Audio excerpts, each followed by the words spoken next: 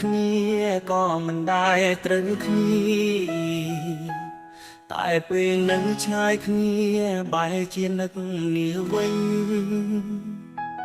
មូលហេតុដែលដើរចេញក៏គ្មានអ្វីធំដុំដែរដែលខាងក្តីស្នេហ៍កែប្រែឲ្យបងឆ្ងាយអូរុននៅរៀងខ្លួនជំរឿស្របងអ្នកណា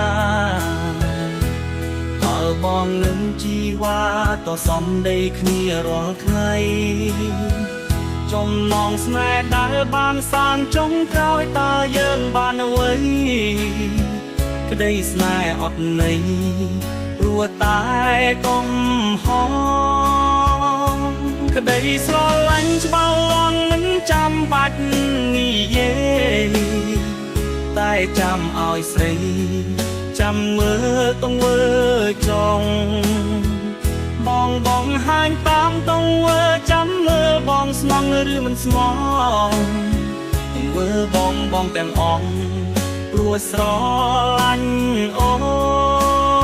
នផ្ដល់ភៀនកងក្តៅឲ្យអូនមិនឲ្យអូនឯកា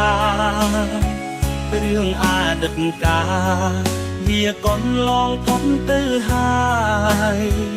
តែពេលនេះអូនប្រងើយមិនយល់ពីអារម្មណ៍បងដឹងទេមាសស្នួនថាបងស្រឡាញ់អូនខ្លាំងណាស់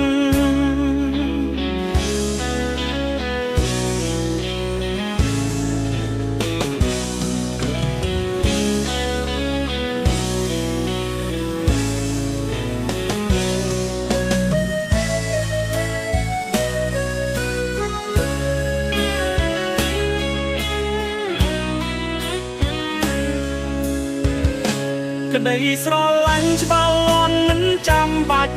និយាយតែចាំឲ្យស្រីចាំមើលទង្វើចង់បងហាញតាមទង្វើចាំមើលបងស្មងឬមិនស្មងទង្វើបងទាំងអស់ព្រោះស្រឡាញ់អូនផ្ដល់ភៀនកងក្តៅឲ្យអូនមិនឲ្យអូនឯការឿងអតីតកាល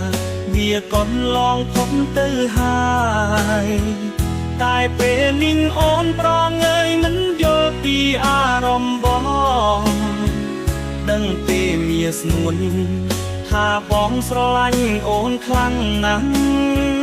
ដឹងទេមាសស្នួនថាបងស្រឡាញ់អូនខ្លាំងណាស់